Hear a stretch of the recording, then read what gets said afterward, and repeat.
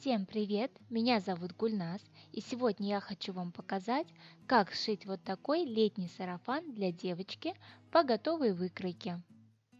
Выкройка доступна на рост с 80 по 128. Также по этой выкройке, смоделировав низ, а именно убрав подол юбки и притачав оборки, как я, можно смоделировать вот такой модный кроп-топ. Полочка у нас состоит из двух частей. Это боковая часть, 2 детали, и передняя часть, тоже 2 детали. Выкраиваем из основной ткани.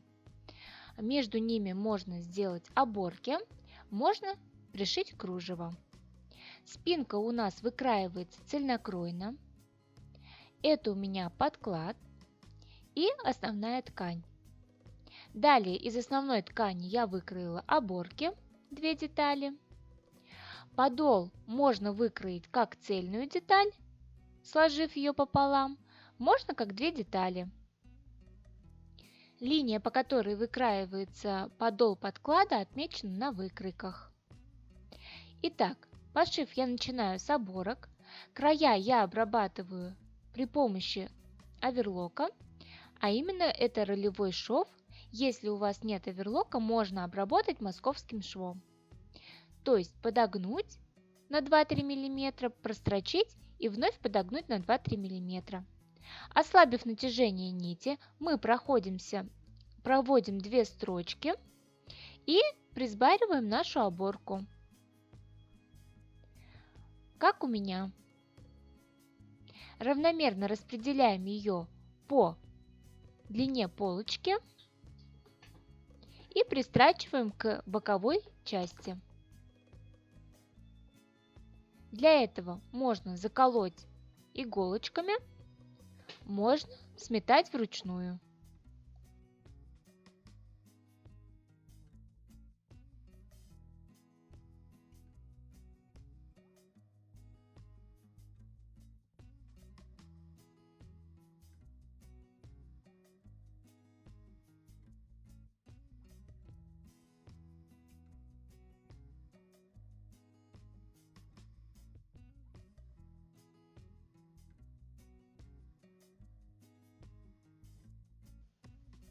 В зоне плечевого шва оборки можно оставить свободными, при этом обработав этот край.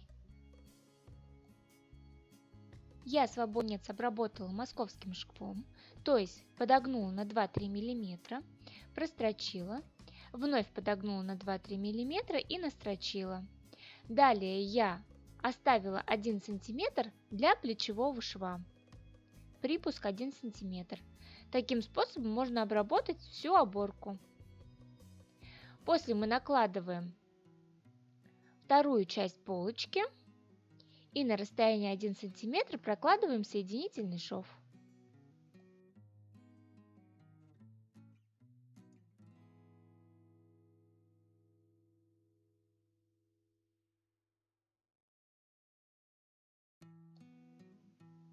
После того, как мы прострочили, нам нужно заутюжить этот шов. При этом припуске мы заутюживаем на сторону застежки, то есть в одну сторону.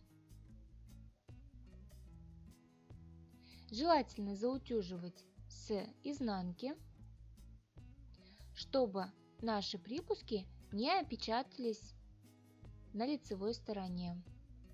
Делаем это аккуратненько.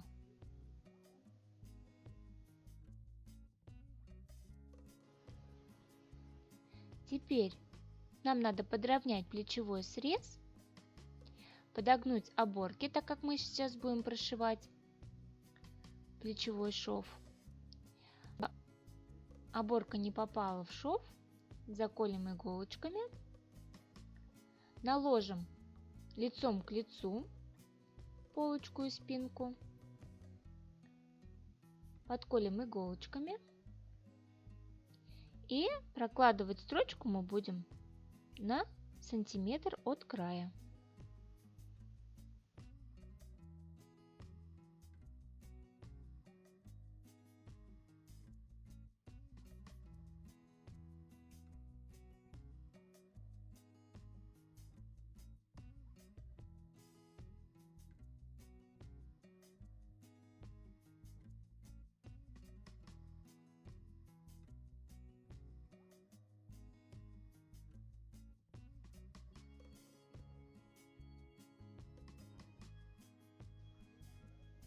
То же самое мы проделываем с деталями подкладки, лицом к лицу, полочку и спинку, закалываем иголками и прострачиваем плечевой шов на расстоянии 1 см.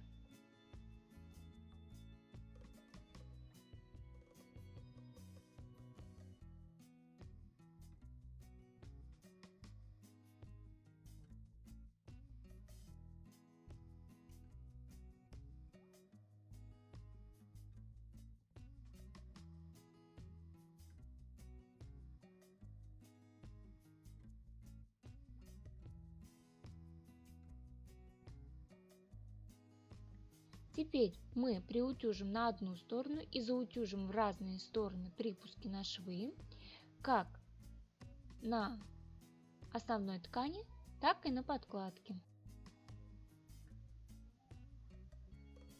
Если ткань у вас не слушается, возможно у вас какой-то фактурный хлопок или не поддающийся ВТО, то швы надо остудить, и тогда припуски четко зафиксируются.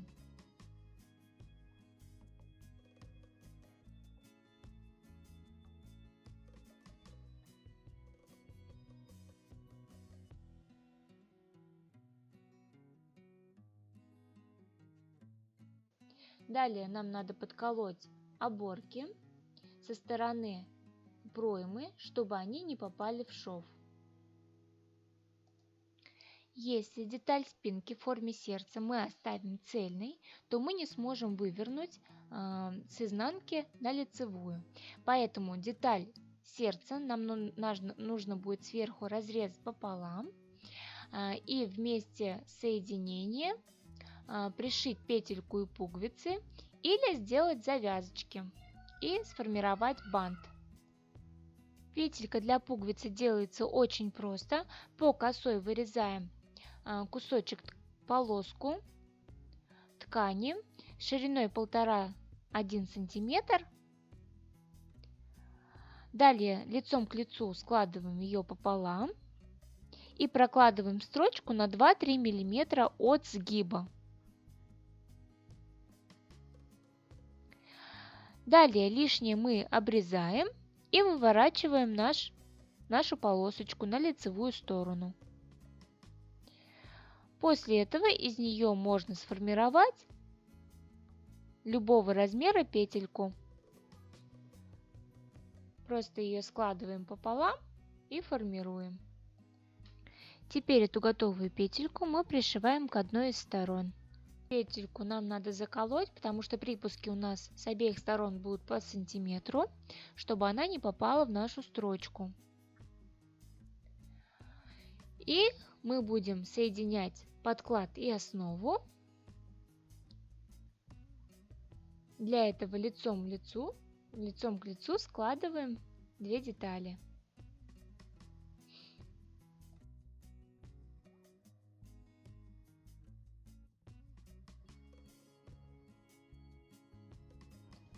На этот вариант платья я делала сзади завязки. Если вы боитесь, что у вас не получится аккуратная строчка на стороне изгиба полочки, то вы можете убрать припуски, прочертить себе линию и прострочить. Сейчас мы прострачиваем переднюю часть, горловину, спинку и вторую переднюю часть и обе проймы. Чтобы аккуратно прошить сердечко, я обычно в местах изгиба укорачиваю длину стежка, ставлю ее на 2. В местах поворота оставляем иголку на ткани, поднимаем лапку, поворачиваем ткань и снова продолжаем шов. Теперь нам надо убрать лишние припуски. В местах, где у нас уголочки, срезать их, чтобы после того, как мы вывернули, у нас в уголках не было комочков. В местах изгиба, где сердце, где пройма, мы делаем надрезы, буквально не доходя до шва, 2–3 мм. После этого мы будем выворачивать наш лиф.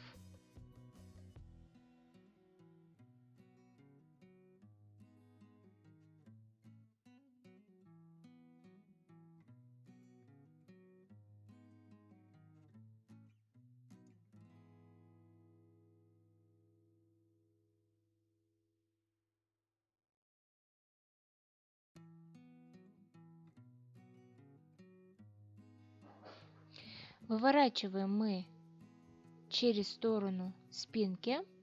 Сначала через плечо выворачиваем одну сторону переда, потом вторую сторону переда.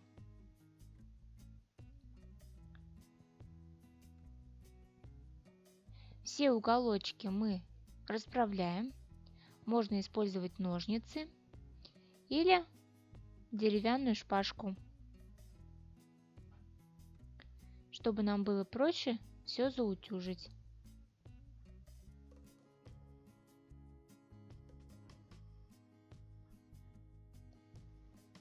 Теперь мы будем заутюживать со стороны подклада.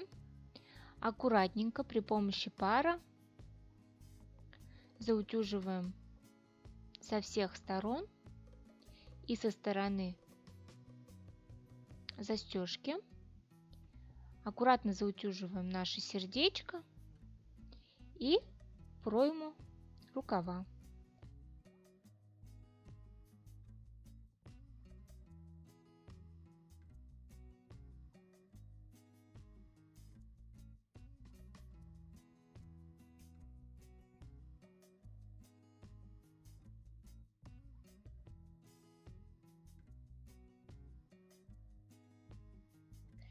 Если вы делали рассечки, то заутюжить будет несложно.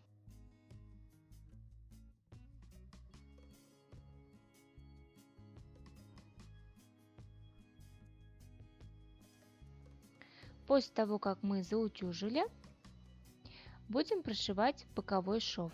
Для этого мы соединяем подклад с подкладом, основную ткань с основной тканью.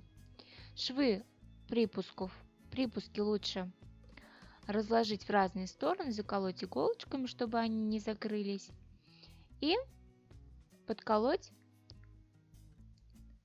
с обеих сторон. То же самое делаем и с другой стороны. Прострачиваем с припуском 1 сантиметр.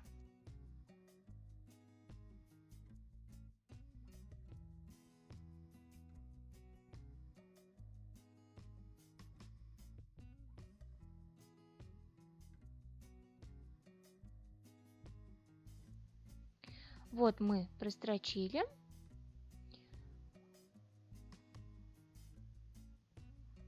Вот что у нас получается. Лиф у нас полностью собран. Осталось подшить пуговицу для петельки.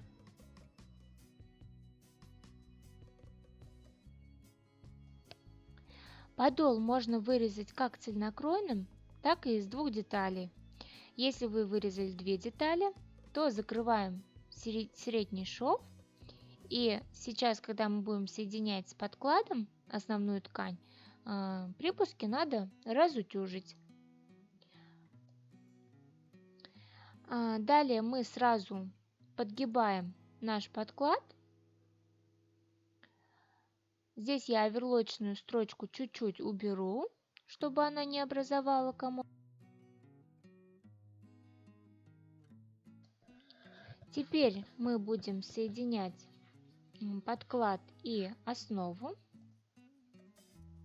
Надо заколоть нам иголочками, булавками и прострочить на 1 сантиметр. То же самое и с обратной стороны.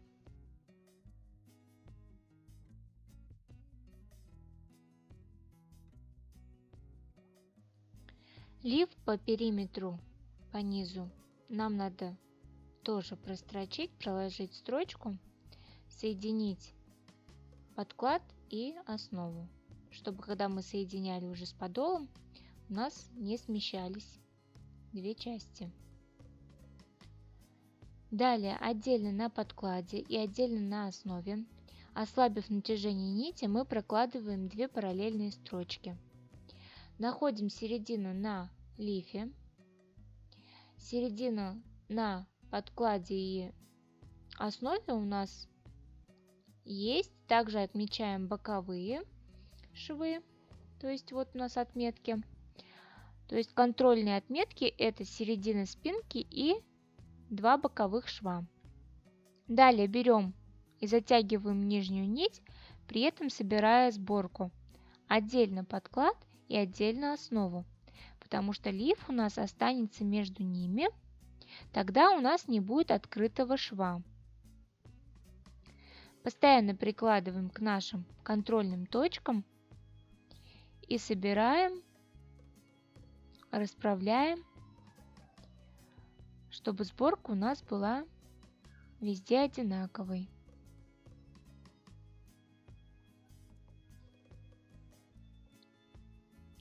Там, где у нас застежка, у нас нахлест 1 сантиметр дан по выкройке. Можно его сделать с таким небольшим подбортом. Я в один раз сделала именно так, а во второй раз я сделала уже вровень.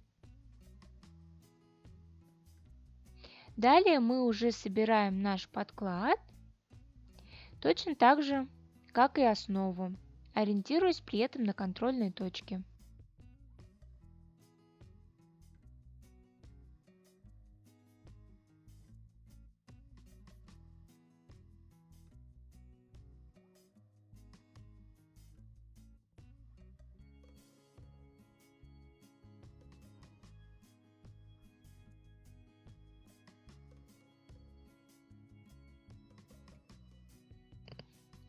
Вот готов наш лиф и готов наш подол, юбочка.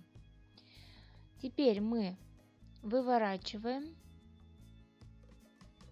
наш подол наизнанку и вложим наш лиф между подкладом и основной тканью.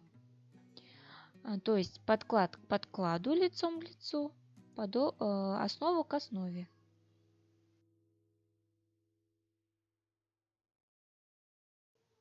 Чтобы убрать излишнюю пышность на юбке, я нашу сборку приутюживаю как на подкладе, так и на основе. Подклад тем более, потому что он у меня из хлопка. Он довольно хорошо держит форму и держит сборки. Вот мы подкладываем лиф. При этом опять мы совмещаем 3 контрольные точки. Если считать боковые, то их будет у нас 5. Середина спинки, боковые и начало полочки.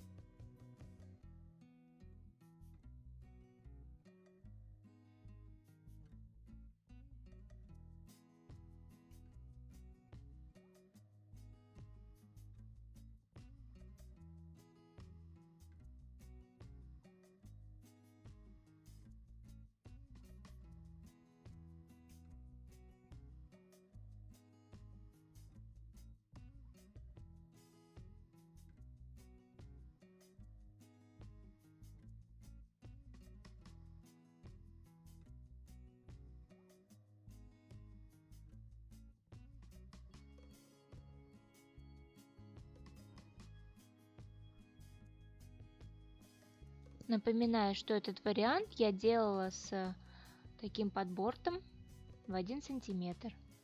Пристрачиваем на расстояние 1 сантиметр, после выворачиваем и чуть-чуть приутюживаем, припариваем. Далее я здесь проложила такую отделочную строчку, но на втором варианте, на сиреневом, я уже не прокладывала. Вот что у меня получилось изнутри. И сейчас я вам покажу второй вариант. Осталось пришить пуговицу.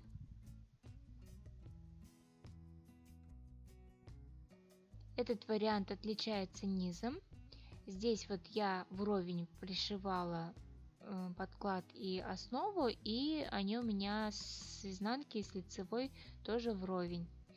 Я здесь, получается, основу подворачивала в 2 раза, прострочила, чтобы, если вы шьете, то есть без оверлока, вот таким образом.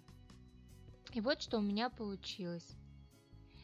Если шить таким методом, можно вообще носить сарафан как двухсторонний, но при этом лучше вместо оборок использовать просто кружево, чтобы оно не сильно топорщилось с другой стороны.